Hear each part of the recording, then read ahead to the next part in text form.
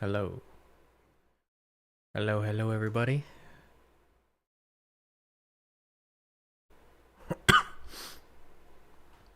Hope all is well. Samuel, welcome. Robert Moore. Are you able to post the amount you're charging? I can just tell you. For like burrs slash heavy scaling, rapid scaling, like unlimited properties, it's gonna be 6K. For just like turnkey, one or two, just get the lay of the land and go from there, it's 4K.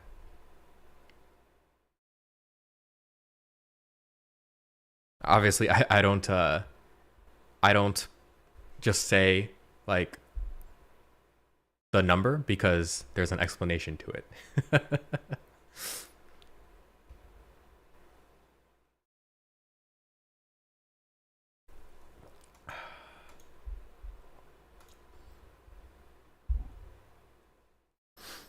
All right, let's let some people roll in.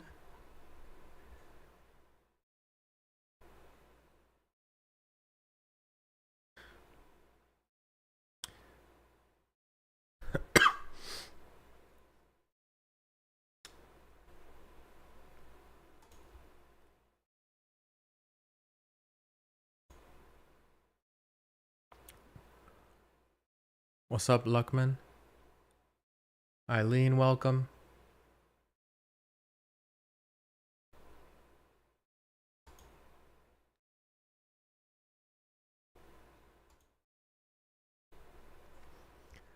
Gonna let some people roll in a little bit more.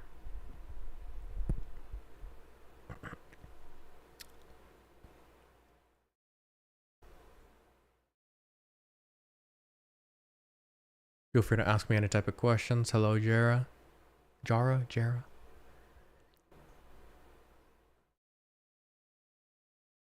What's up, Bobby? Feel free to ask me any type of questions you got. Ooh, today's been a big media day for me. I have to record a YouTube video after this.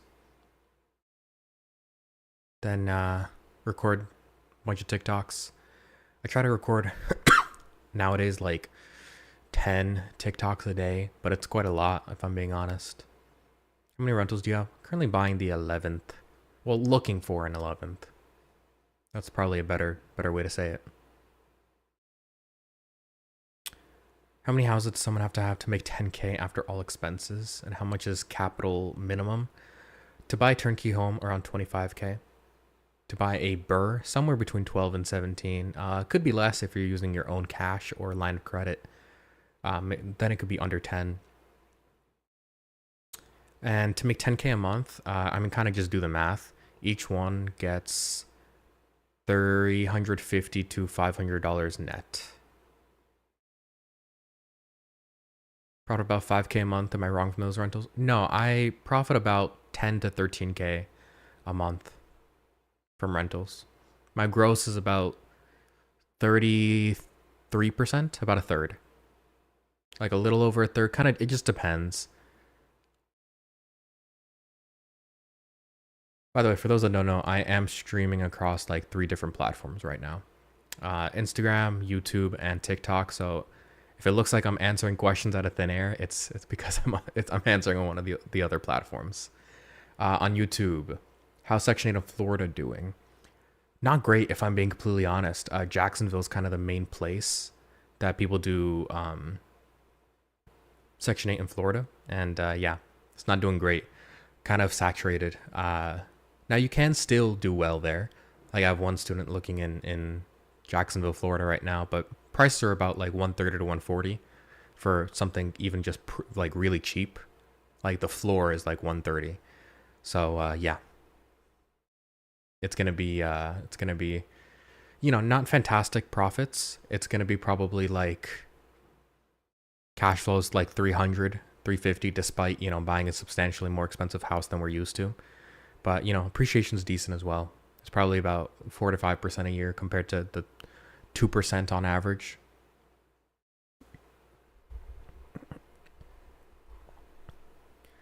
What have you found to be the hardest thing about Section 8 investing? That's from YouTube. Hardest thing is financing at first. At this point in the career, not much is very difficult. We have really good systems in place, but you kind of have to with Section 8. So the hardest thing is definitely going to be at this point, or I'm sorry, at the beginning is financing, is being able to push past that first 100K. That's definitely the hardest. Like once you're past that, everything in life gets easier, right? You're no longer extremely stressed all the time. You're no longer worried about, you know, the day to day. Is this tenant gonna move in or not? You're no longer worried about, hey, how do I buy my next one? You already know how to buy a house. You have even more financing options available. People start wanting to partner with you. Wholesalers start bringing you deals. Um, you're able to get lines of credit with banks. You can get home equity loans that basically are lines of credit. You already know the contractors, so it's just like the first like 5 deals that are really hard, and obviously every single one gets easier. So it's a big part of it's financing at first. That's why I always recommend people, hey, just take it, go the easy route, DSCR loan. Um, Otherwise, I see a lot of beginners messing up how to find rental comps and how to get ARVs properly. I think that's a very common mistake that people make. Do you think interest in houses are going to get lower in the near term? No. I think they're gonna. I think anyone that tries to predict interest is a fool, because anyone that could reliably predict interest would be a billionaire. In fact, that's basically what happened to Michael Burry in the '07 crash. Uh, the best I can say is it probably will stay the same. Maybe go down a little bit just because it's gone down the past like 3 months. But I'm not saying like it'll go down to even 4%. I'm not even saying like 5. Maybe it'll go to like 5.8. It's at 6 right now. That's all I can say. I don't think it's a good idea to bet on future interest. I think you should look at a deal assuming the interest will stay exactly the same for life.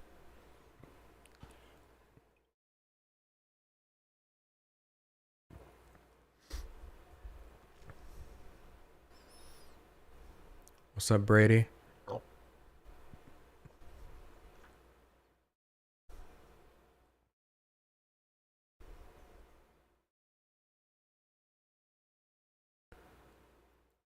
How many doors do you have? Looking for my 11th right now.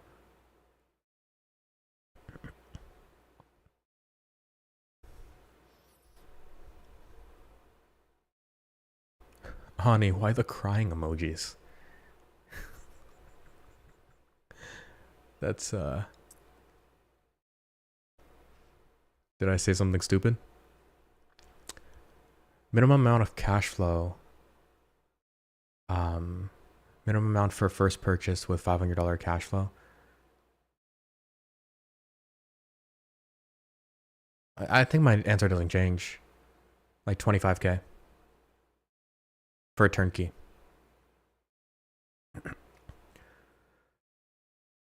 On YouTube, I've got 2 apartments that I've been thinking about making to Section 8 so I can increase the rents to a 30% above the current market rate. Do you think that's doable? Tenant pays the difference. Correction, 20%.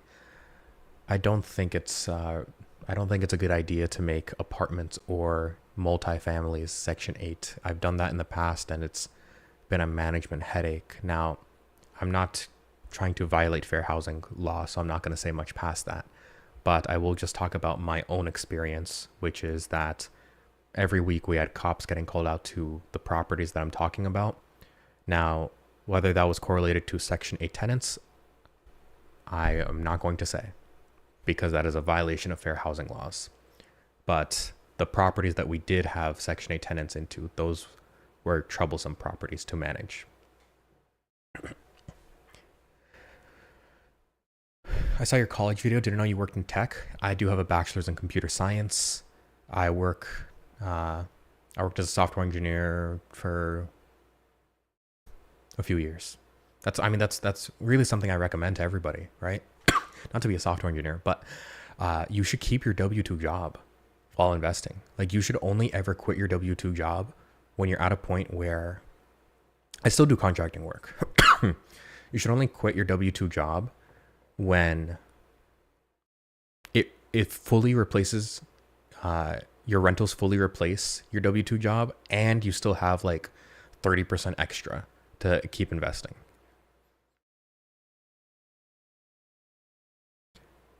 And by the way, Brady, in case you're wondering, I started by buying really expensive rentals here in Virginia for like Airbnb and door to door. So that's why the gross is just like, it's like an average of 3K, because it's actually more like 5K at the beginning ones. And then my newer rentals are all Section 8 and it's like $1,300 rents.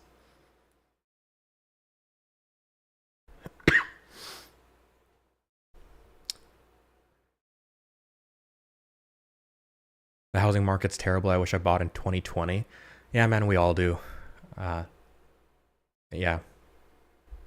I didn't even buy my primary in 2020. I mean, obviously I was underage at the time. I bought this house I live in now. I bought it in 2024, I think. I don't know, 2 years ago, maybe three, somewhere in that range.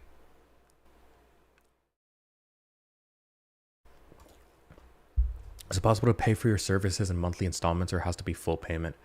We really prefer full, if I'm being honest, just because a lot of the time people will work with me and then I'll give them like, hey, here's my realtor, here's my contractors, here's my lenders, and then they'll ghost me for like the remaining payment. They'll be like, all right, I got what I needed, because I don't gatekeep any of the info, right? As soon as you join it, you just get access to like everybody you need.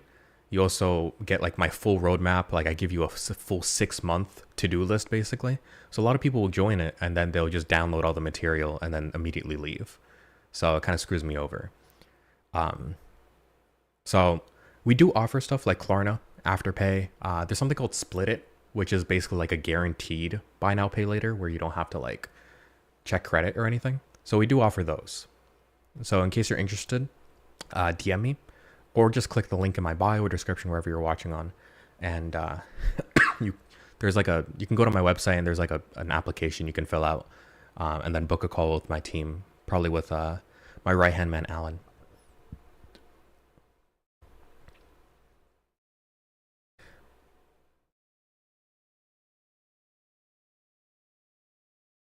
Hey man, when working with mortgage loan officers, what do you look for in a business partner?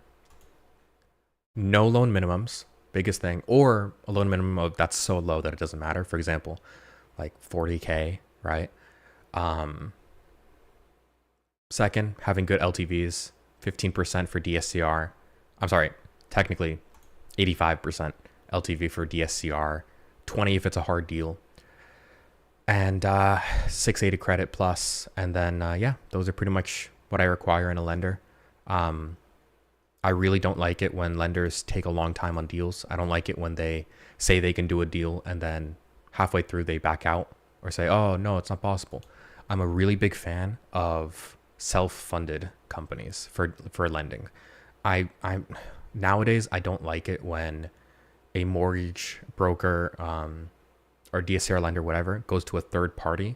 For example, a lot of them will go to, for example, a third party companies like BPL, Easy Street, stuff like that, where these are huge mega corps that just give out DSCR loans. I don't like it when they go to third parties to try to shop the deal and try to get you the deal. I want them to be fully self-funded.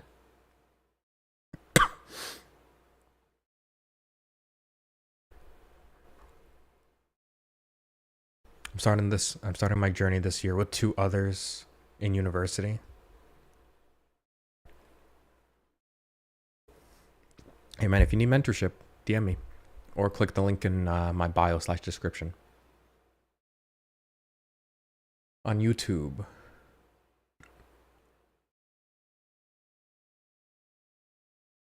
What's best to pursue, multifamily 4 to 6 unit apartment building or single family homes under 100K? I always do single families.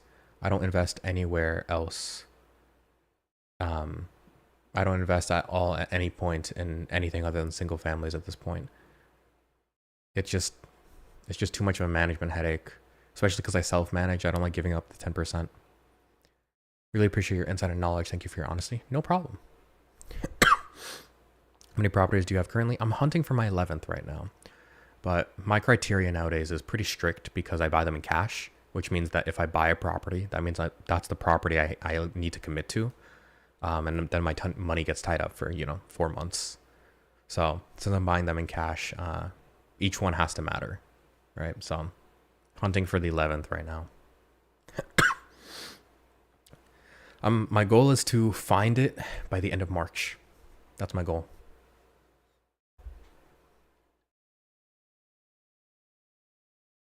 People don't realize real estate takes a while. There's no fast path in real estate.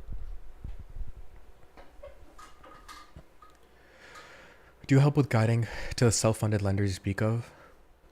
Yes, my lenders are self-funded. The main lender that I give out for DSCR and private money is fully self-funded. Someone like me buys your scaling fast on burst for Section 8. Will you help with every deal needed, or is it a limited amount? So that's the good part. It's literally unlimited for 6 to 12 months.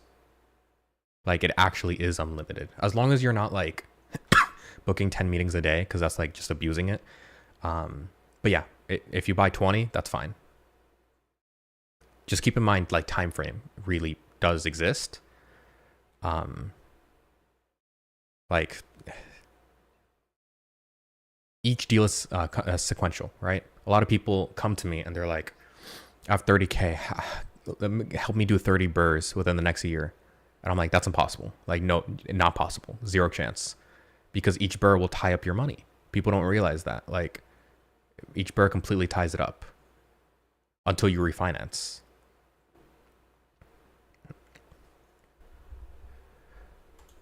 Okay, let's look. Do you find repairs maintenance eat up cash flow? No.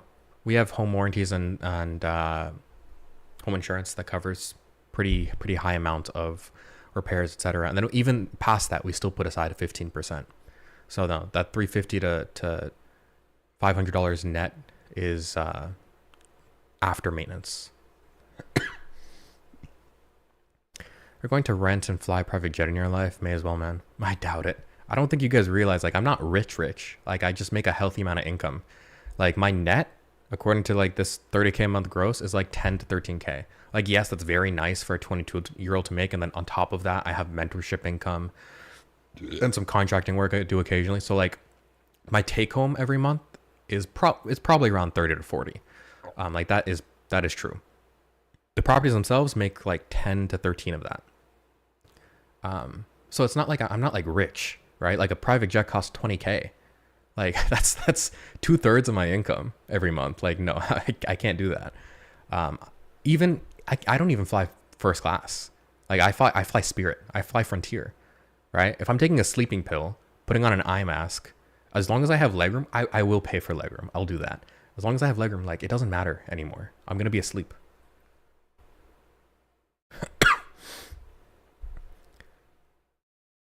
How many properties do you have? I'm hunting for my 11th. It's really hard when you're like doing cash deals and doing burrs with the cash. Because then it's like your criteria is kind of strict for what needs to happen with your numbers. It's a good amount of money to start investing. 25K if you're turnkey, if you're buying turnkey deals. If you're buying burrs, like 12 to 17. You should have 20 before getting into it though. First property type idea for someone on the road, always. Probably turnkey, like just a turnkey single family somewhere in the Midwest. That's going to be super easy. Do you have an MLS? No, because I'm not a broker. I do have a license number for my real estate license. You can just go on DPOR, DPOR, and you can just look up my name, Joseph Kateri. Joseph Kateri. You will find my license number. But an MLS is for those that have mortgage broker licenses and lender licenses. I'm not a lender.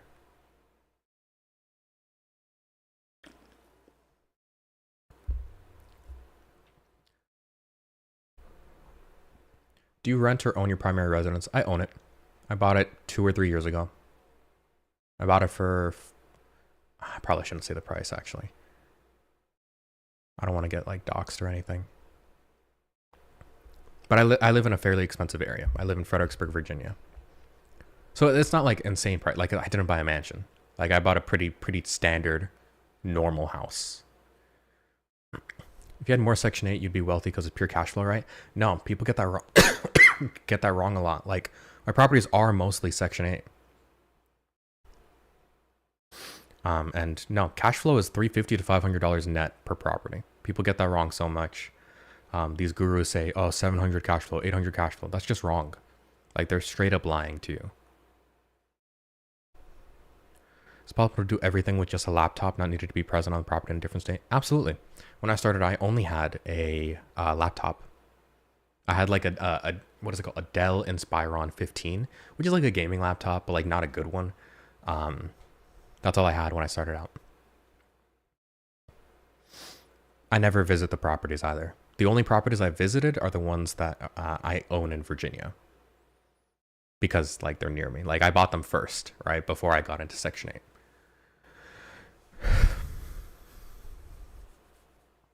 Sorry guys for my cough. I know that like it's very evident I have one. I've been sick for about 7 weeks now. It's pretty bad. I think it's bronchitis. I've been to the doctor several times, gotten antibiotics, steroids, and I still have it. I go back on Friday to the doctor. I don't know what's going on. But they told me bronchitis can last 3 months. Kind of sucks.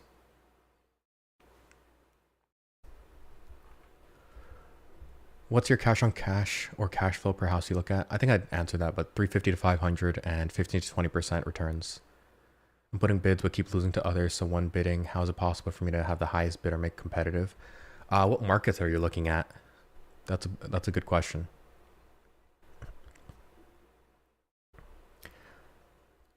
I started watching your YouTube at 40 subscribers. Nice, man. I'm happy you were part of the original gang. Section 8 a good investment? Absolutely. I mean, that's all I do.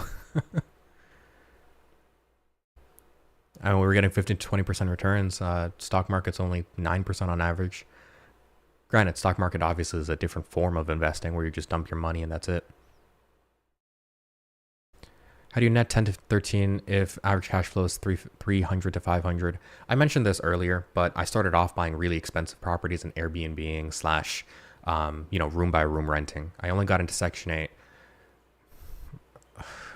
I think when I was at like $1 million already. I got into Section 8 pretty late. Well, not late, but I got into Section 8. Yeah, probably halfway through my current investing career. And I only do Section 8 now. That's all I do. Actually, I don't think we even have the Airbnbs anymore. I think it's all just room by room for the remainders that are in Virginia. Would you say the home you bought was a calculated investment? Yes, it definitely was. I'm a very frugal guy. Everything I buy is for the purpose of either accelerating my portfolio or business, which is mentorship slash YouTube slash socials. So this home I bought it in a very distressed state. It was a hoarder's home at first. And myself, my parents, and my friends, got everyone food, etc. And did the classic, hey, come over, I'll give you food, I'll give you drinks, and help me throw out all this garbage, right? And it was kind of just a self rehab. Spent about 2 months rehabbing this place by hand. About 8 or 9 grand in materials.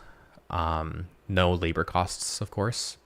And it ended up appreciating by a good like 70 grand. And during the rehab process, split it up into 2 different units.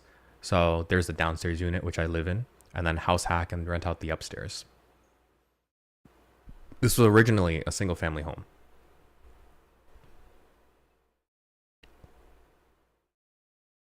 So my mortgage is about 3K, like 28, 29. That's PIMI. So principal, interest.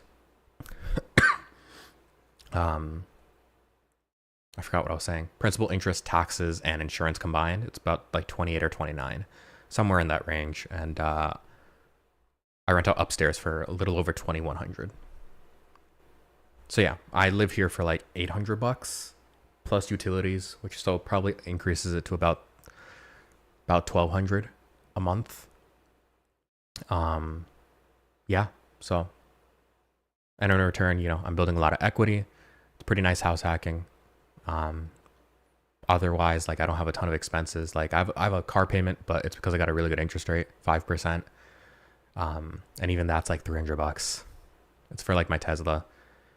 I don't have anything else. So I don't really like go out and eat crazy fancy dinners or anything. I just do business. Like I'm in this chair 15 hours of the day, which is actually really unhealthy, and my doctor told me to stop doing that. But yeah.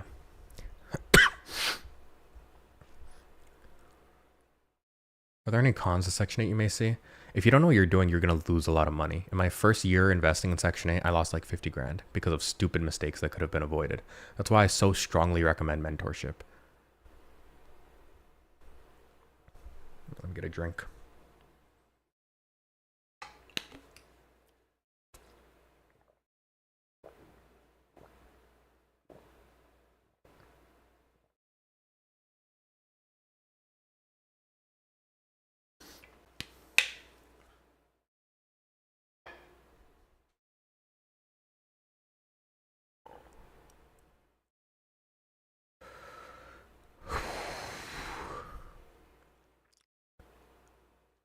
I was thinking of DSCRing on 2 units I have that are mortgage free, 50% LTV in 6 to 12 months, when number of doors in good markets is possible to scale up to.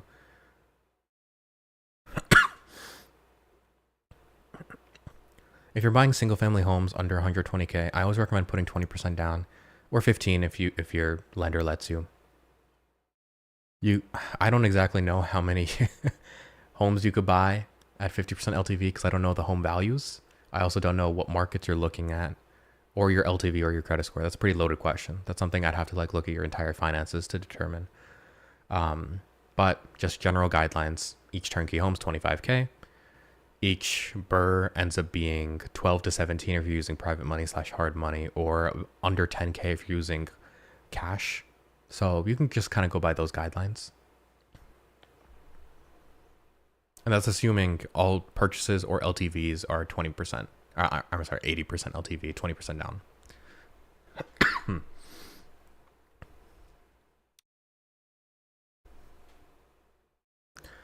I think I missed some on Instagram.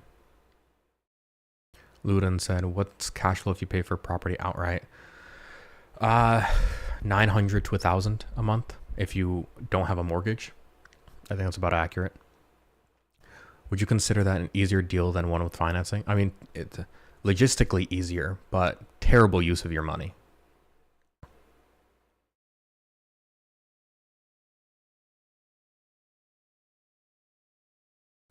It's a 200K property with cash flow of 760. Honestly, isn't that about normal? Because our 100K properties have a cash flow of about 350 to 400. So that sounds about normal if I'm being honest. Unless there's something I'm missing. Maybe that cash flow doesn't count maintenance or something. Oh, hell yeah. See, I'm an investor trying to figure out what to do when I move out of my apartment. House hacking, if there's homes in your budget around you, is by far the best answer. Otherwise, rent the cheapest apartment you can find or room you can find on Facebook. Some are like $700 a month. And then invest everything else. Do you think creative finance or seller finance is a good way to scale? Absolutely not. I've made like 4 videos on why it's just terrible. So if you want to know why I never recommend it, go to my Instagram or my YouTube. Actually, Samuel, you're on my Instagram. So if you go to my story highlights, there's one that says like, I think free value. That'll lead you to like the YouTube videos where I talk about seller financing. Like it's just a scam tag. It's like borderline a scam. It's like false advertising pretty much. You kind of have to think about it like from a psychological standpoint, right? Like if you have a rental property, if you have a home that has no mortgage, right? Because you can't have a mortgage on a home and then accept seller financing, right? There can't be a loan. No bank will allow seller financing. So if I'm a 70-year-old boomer who paid off his house over 30 years, and then a 20-year-old approaches me, or even just a 30-year-old. It doesn't matter the age.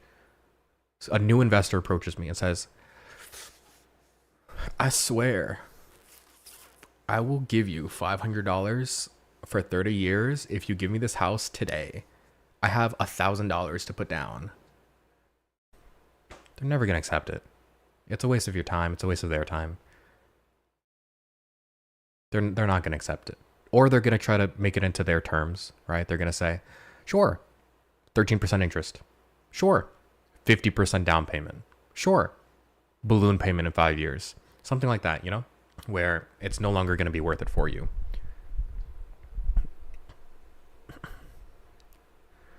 Is there a best market? Like market not yet or crowded? Not necessarily.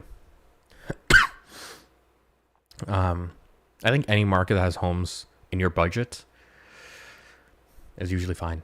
I think people overcomplicate it. Just find a market with homes that fit your budget and fit your rents and fit your numbers. That's about it. There's not much past it. At least for market selection. There's obviously a lot more that goes into investing.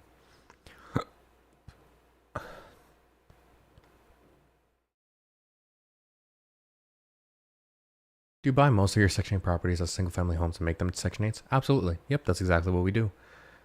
Almost the entire portfolio is single family homes that we rent to Section 8 tenants. What is a balloon and why is it bad for us? Balloon means that you get your, you pay your monthly payments like normal, right? $500 a month. But then at the 5-year marker, the entire loan balance is due at once. That was just an example of what a balloon is. There's a lot of different terms that it could be.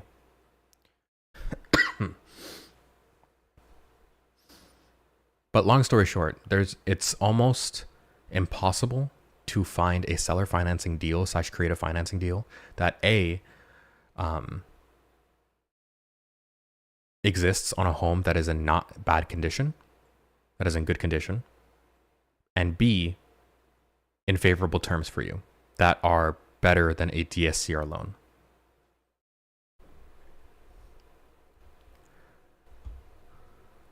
What price range of single family homes are you targeting? I think like 75 to 90 is our sweet spot right now. John Rupel, nice seeing you, man. Have you done BRRRRs in Detroit? I personally haven't, but a few of our students have. We have contractors and everything set up already, realtors, etc.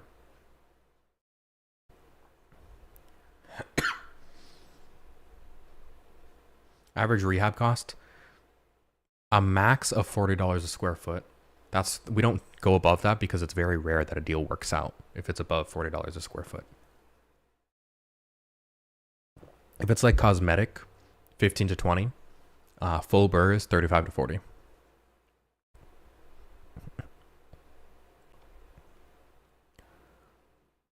And that's for BRRRRs I'm talking about, not for turnkey. Turnkey is very different.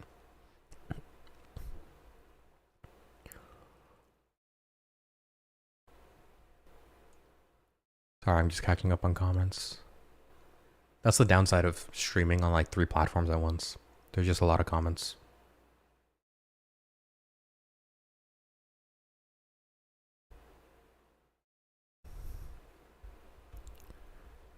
Do you have contacts in Indiana? I believe I do. I think Gary in Indianapolis. But even then, if I don't, that's fine. I will find them. I do a pretty intense interviewing process. I usually contact about 100 to 150 realtors and then interview via phone call or Zoom to find like solid realtors, contractors, etc.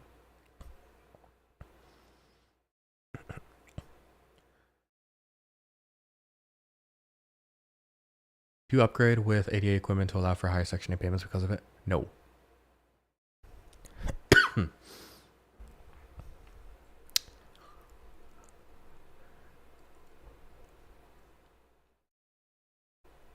Will you hire a property manager? I will not, because I fired them already. I had property managers all the way until December. And past that point, I fired them all. Technically, it's just a non-renewal. And switched to Tenant Cloud, $16 a month. And it does what I need it to. I spend about an hour a week on the properties, maybe two, depending on if there's like maintenance issues. But I think in like another 5 to 10 properties, I will hire like a random Philippines VA for $5 an hour to manage them. They can do it like 2 or 3 hours a week.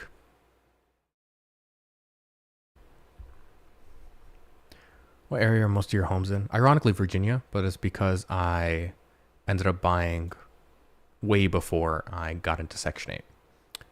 Nowadays, it's like Alabama, Mississippi, Louisiana, cheap parts of Texas, Michigan, Ohio, places like that.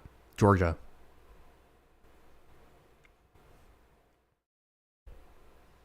What do you think of St. Louis? St. Louis is fine. Just make sure you're buying on a good street. A lot of investors in that area. There's a lot of investors that flock to St. Louis, and they end up buying really terrible and very bad neighborhoods, and now the houses are just sitting. So just be careful of that. Have you ever had to evict a tenant? Not on Section 8, but I was about to on regular, but they ended up paying at the last second before going to court. So we had to like serve them and everything. Who does your property management now? Me, using Tenant Cloud. Do you recommend to create an LLC for Section 8 investing? You should create an LLC in the state that you plan to invest in. I don't think you need holding companies starting out. I think that's something a little more advanced when you hit like $1 million. Yeah, for starting out, just make an LLC in the state you're investing in. And then that's about it, actually. We usually put 5 to 10 homes in each LLC. Isn't Virginia not tenant friendly? It doesn't really work that way. It's not like a blanket statement, right? Of hey, this whole state is bad or this whole state is good. It's very much county to county, right? Because every county has different laws. For example, I live in Fredericksburg, Virginia, very tenant friendly. However, I live in a subsection called Spotsylvania County inside of Fredericksburg, Virginia, where it is very landlord friendly. So it is very county to county split up. And that's how a lot of states that are pretty close, red or blue, work. Like Ohio is another example. It's county to county. Of Virginia. Yeah. I'm 22 years old. Hunting for my 11th deal, but not really finding anything right now that's catching my eye. Because I'm buying all in cash, so I can only do one deal at a time. Looking into some business lines of credit, though. What do you typically spend on maintenance throughout a year? About 15%.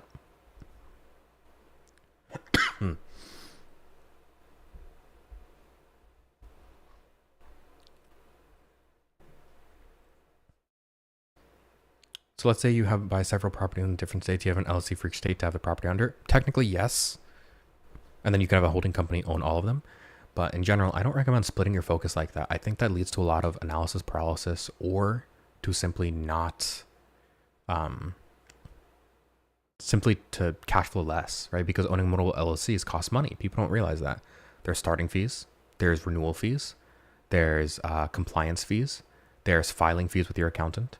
So I really do recommend stick to one market until you max out your LLC for at least 5 homes. Otherwise, it's not worth splitting your focus. What loans am I mainly using? Buy with cash, refinance into DSCR. My students are mainly just buying directly with DSCR to buy turnkey homes or buying with private money using my lender and then refining into DSCR.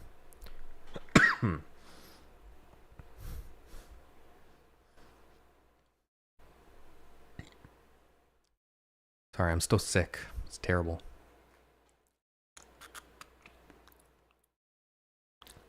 This is a cough spray. I'm gonna put my hairband in. I know I look really bad with it, but you guys have to accept that.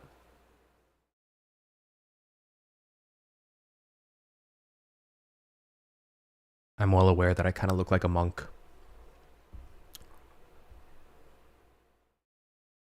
Have you ever had a Section 8 tenant lose their voucher? Not yet, but I feel like that's going to happen at some point. When they do, it's simply a matter of can they continue paying the mortgage, or I'm sorry, can they continue following the lease and paying on time? But I feel like that's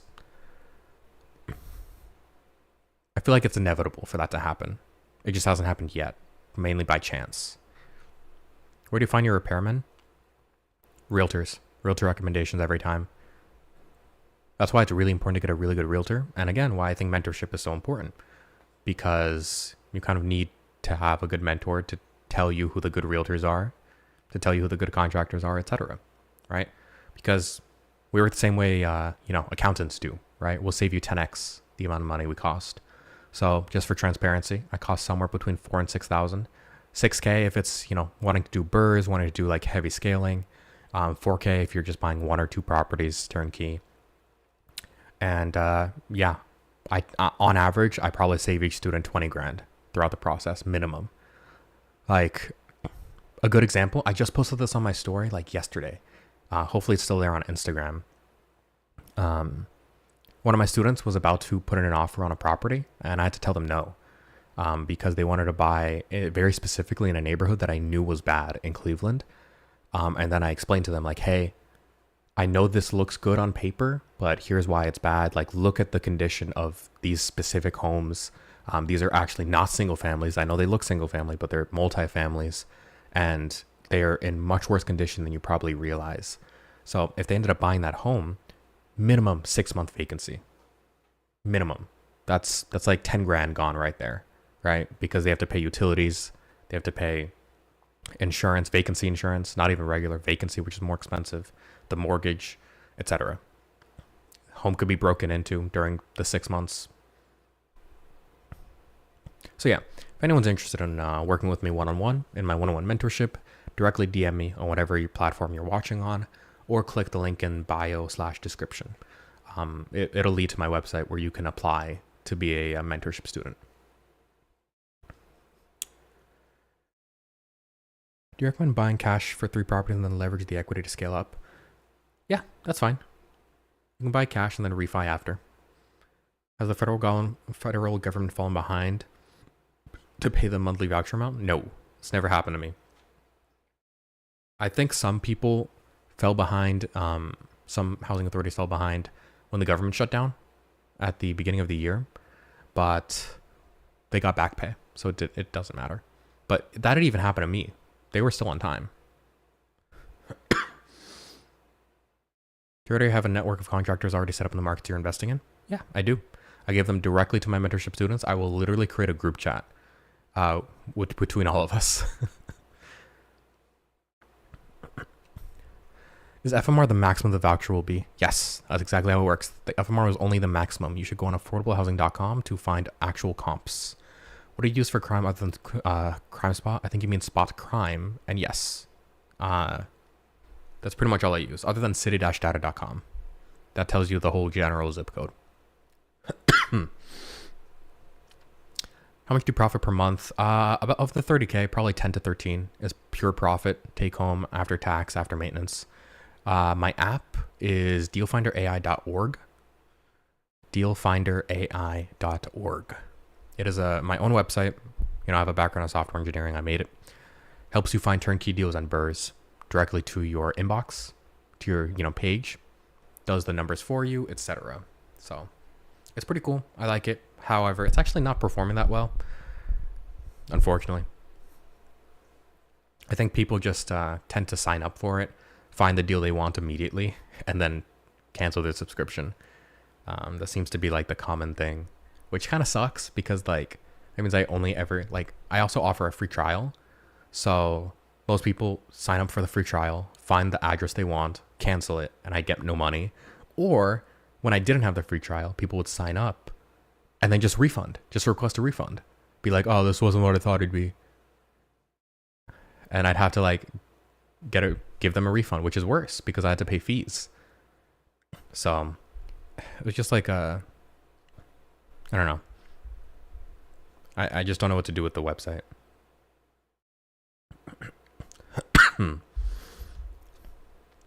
What's your thought on the saturation? I think people don't realize that 99.99% of anyone interested in Section 8 will never actually buy a home or rent a Section 8. I see it so often. Tom Cruise has 1.7 million followers. Guaranteed, like less than 5,000 of them have ever bought a home. Even myself, like on TikTok, I have 17K, Instagram 6.5, YouTube is 10K. I have like 20 mentorship students, and like only 10 are actively looking right at this moment. Like people don't realize, like not that many people actually take action. It's less saturated than you probably think. And on top of that, a lot of people don't have good guidance and don't know what they're doing. So they're going to enter the market and suck at being a landlord. So no, I don't think it's saturated.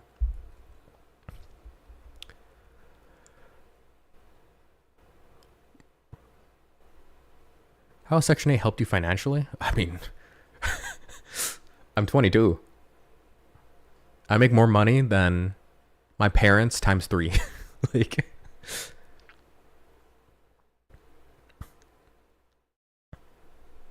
Like I make a stupid amount of money. And it's not like me trying to flex, because just to be clear, I work a ton. I work like 70 hours a week. But it's because I also love what I do, right? Like I love teaching people. I did it for free for like years. Like if you go on my YouTube, I've been posting about Section 8 for like 4 years. Back when I was living in my parents' house in a tiny little bedroom, just freshly licensed as a realtor, making no money. Like I do this for the love of the game. I don't even spend the money. Like I live in like a 500 square foot basement. I bought a used car with like 40K miles on it.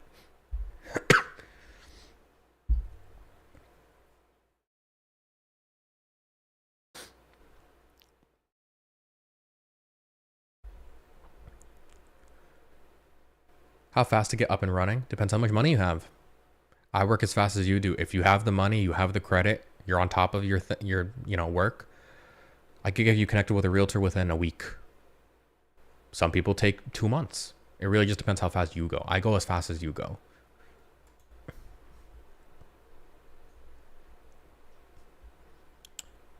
Do you bury your Section 8 properties? I don't remember if I answered that, but yes, I do. You're looking for good guidance? That's funny. Hey, click the link in my bio or DM me on any platform, Instagram, TikTok, or, go on my website. It's probably in the description or in bio somewhere. Apply to the mentorship. I think it'd be great.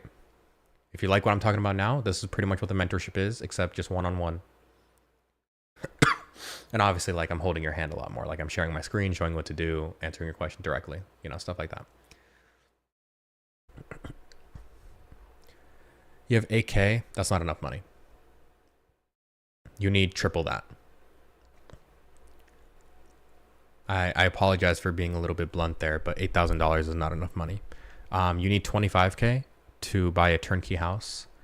You need 12 to 17 for a BRRRR, but you really should have 20 before you get started, because obviously there's risk to BRRRR. You should have some reserves.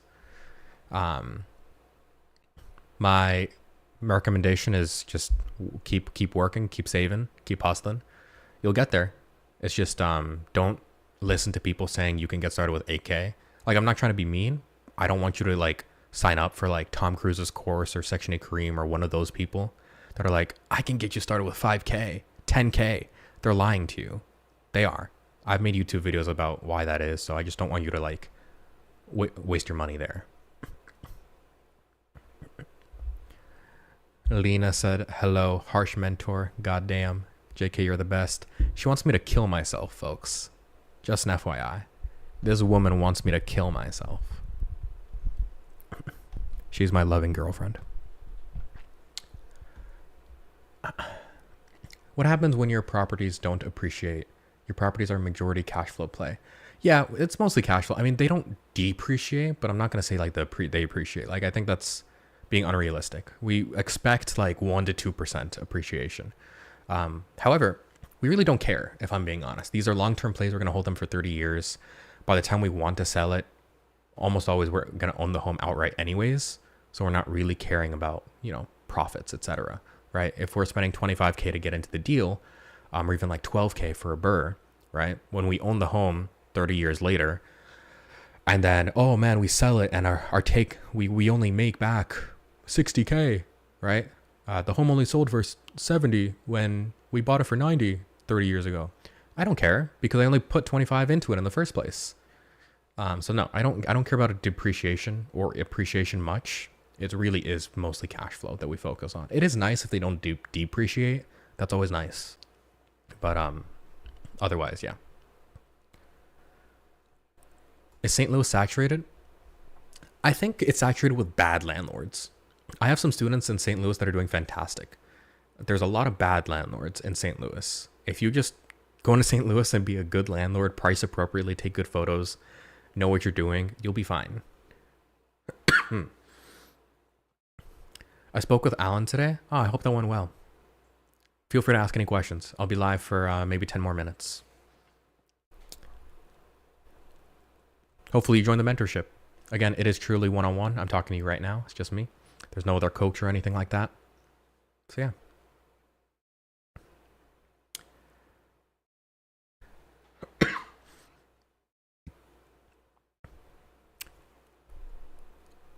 He was very helpful. I hope so. Alan's a great guy. He has a great accent. People don't realize my head of partnerships, who takes like all the incoming mentorship potential clients, potential students, he's from UK. He has a very fun accent. Section 8 Kareem is a scammer, doesn't own most of the properties he claims to. I have no idea if he owns the property. I'm not going to say like he doesn't own the properties. He definitely could. However, I do think his mentorship sucks. We actually get a lot of his former students, as well as Tom Cruise and like the Section 8 brothers and like most of the big names in the space. We like get a lot of the students who request refunds from them because they suck.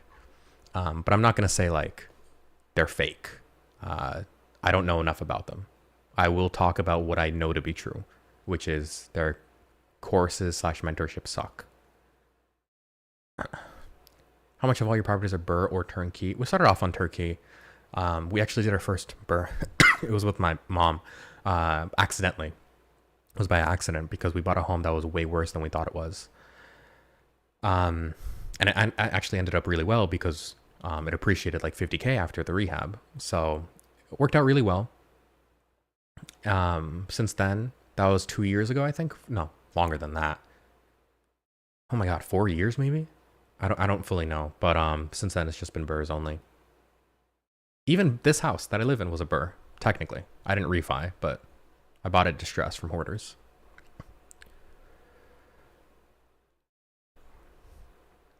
You believe we need 20 to 40K to start out with burr?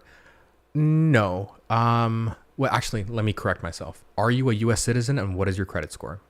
Then I can give you an actual answer to that. I have 2 rentals that are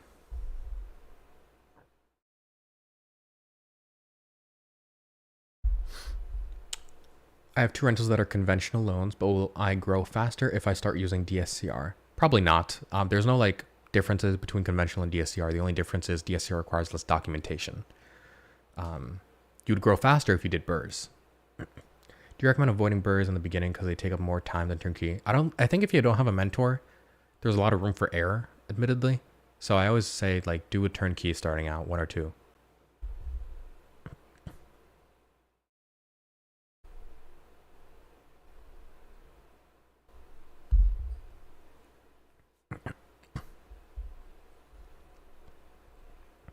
How do you choose the area that you want to build a portfolio on? Inventory has a lot to do with it. Yeah, inventory checks have a ton to do with it. Even weather has a lot to do with which markets we go into. For example, for all of like October to February, we couldn't go anywhere near Detroit or Cleveland because it was just way too cold, not profitable. You are a US citizen, 800 credit score. In that case, if you're doing burrs, each one will need 12 to 17K. I would say you need 20, but we probably won't end up using it at all. But you need reserves to even get the loan approved. So probably 20 is like safe. But at the end of the deal, when we refi, you'll look at your wallet and you'll say, okay, I spent 12 to 17 to get this house. If you're buying in cash though, or lines of credit, we could usually get it for 10.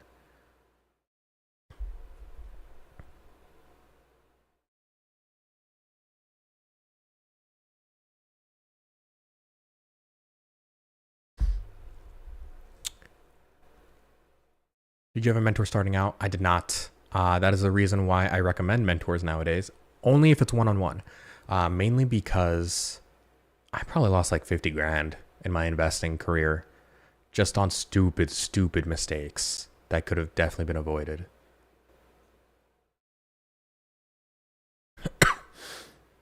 I'm in Tom's Discord, 3,000 people that joined haven't invested and don't talk, and 5 people who have 20 homes farming deals off people in the chat. Huge waste. That's terrible, man. Wow. I do have a Discord, but it has like 50 people, and only about 20 of them are like fully active. And of those 20, about 10 are actively looking, which I think are pretty normal numbers. Even back when I was a regular realtor, which I still am a regular realtor, my CRM was pretty similar to that. 3,000 is crazy to have 20 people active. I have 20 people active. I have like 50 in the Discord. To be fair, a lot of people also like pay in advance because they want to secure spots before prices increase. A lot of them purchase and then they contact me saying, hey, like I just had a really bad expense, medical expense, etc. Can I pause? And I let them because I'm a nice person. Stuff like that, right? Where people join and then life hits and or they did it on purpose. And yeah. Also, mentorship is like over a limited amount of time, right? 6 months. I've been doing this for a year something now. So people join and then they graduate, but then they stay in the Discord because you have it for life.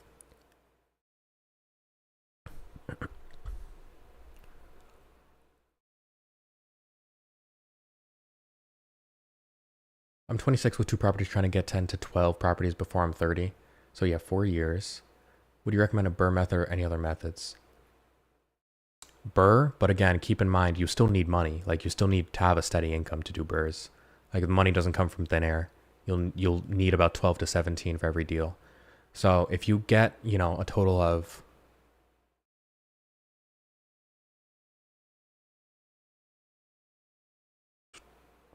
to get another 10 homes, you'll need like 100K to 150K around there to get 10 more homes.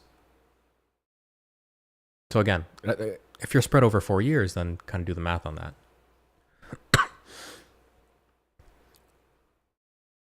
Can I join your Discord? It's for mentorship students. That's why there's only like a few people in it.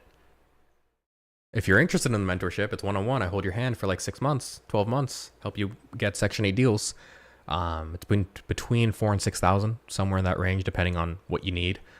Click the link in my bio, apply to, join, or just DM me. Honestly, that too. I check the DMs. Which is best to pay the 3 properties in cash or finance with a DSCR 20% down? I would say, oh man, I'm breaking out in hives. That's not good. Net is about 33%, Gabriel. Sorry. You could probably buy them cash and then refi into DSCR after. But if you have that much cash, I always recommend just doing BRRRRs. But if you don't want to, yeah, buy cash, get a little bit a better leverage on purchase price, maybe like 5K off, and then refi after. That basically like eliminates your closing costs. How will BRRRR work if it's an area that isn't the best? Because BRRRRs aren't appreciating in the way you think they're appreciating. They go through forced appreciation. It's impossible for a home to be looking crappy to look great after, put in 20K of rehab, and then for it to be the same price. Like that just doesn't work that way. There are minimums in these markets, right? There are floors. That's what I like to call them. For example, off the top of my head, just because I just bought a home here, Birmingham, Alabama. The floor for Section 8 turnkey homes is about 70K. You cannot find a turnkey home under 70. It's just not possible. If you do, it's because of one or two things. Number one, it's not turnkey. There's something wrong with it majorly that they're not revealing. Or number two, it's in a terrible location that is basically a war zone that nobody would want to live in anyways, and we don't buy there. Like, there is a floor to these. Even though it's a cheap floor, it's still a floor. So if we're buying a home for 30, right, and then rehabbing with 20, and it becomes turnkey, then it automatically raises to the floor. You know, can't find anything below 70. That's turnkey. Hopefully that made sense.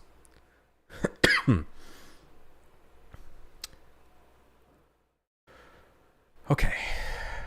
Good talks, everybody. I've been live for about an hour. I'm going to end it here. Again, anyone that wants one-on-one mentorship, directly DM me or click the link in my bio or description, whatever you're watching on. I do offer one-on-one mentorship. I'm sorry. One more question. 20K is down payment, then 20K for rehab. No, that's higher. If you have any questions, I recommend asking Alan. But there's a formula to private money. I assume you're talking private money, and this is the formula. Purchase price plus rehab times 0.1, 10% down, plus closing costs separately. So an example is purchase for 40K, rehab is 30K, so you're all in 70. Use private money to put 10% down, 70K, and then closing costs. Let's say they're another 7K. That means 14K out of pocket. And then that gets you to the finish line of rehabbing and then refinance. Obviously, you have to pay closing costs there. So you end up leaving between 12 to 17 in the deal. That's how it works. I think my YouTube channel has some good videos on that. You can ask Alan. But that's roughly how it works. Anyways, yeah. I'm going to end it here. I've been live for an hour. Anyone with any more questions, DM me. And if you want mentorship, DM me. Click the link in my bio. And I'm going to end it there. Hope you all have a great night. And I'm going to take some cough medicine. Bye-bye, everybody.